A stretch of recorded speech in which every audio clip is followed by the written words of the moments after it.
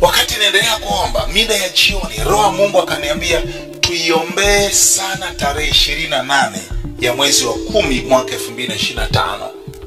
Naomba Mtanzania mwenzangu, tuiombee siku ya tarehe 28 ya mwezi wa 10 mwaka 2025. Unaniangalia kwa njia ya TV. Nimesikia msukumo wa Roho Mtakatifu. Kila nikifunga macho, nikiwa naomba, nasikia sauti inaniambia tarehe 28 mwezi wa 10, tarehe 28 mwezi wa 10, tarehe 28 mwezi wa 10. Unaniangalia kwa njia ya TV au kwa njia ya radio. Ninaomba sana, tunaomba siku ya Jumapili tutenge muda, watu wote wanaomwamini Mungu. Tuiombee tarehe 28, kwamba kwenye tarehe 28 ya mwezi wa 10 mwaka 2025 lisitokee tukio lolote baya.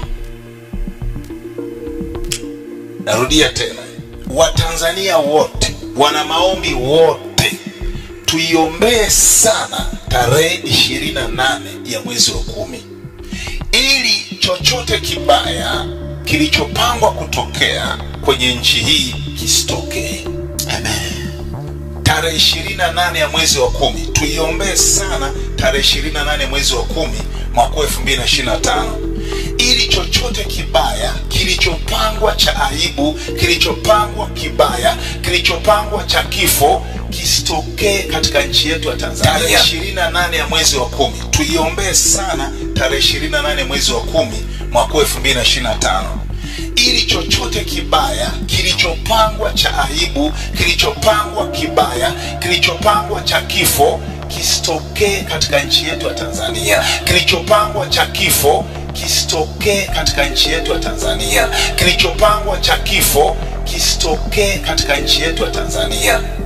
Sikiliza, kabla kitu kibaya kijatokea, Mungu huanza kuwafunulia watumishi wake manabii. Kabla kitu kibaya kijatokea, Mungu huanza kuwafunulia watumishi wake. Sema, tunaifunika Tanzania kwa damu ya Yesu Kristo.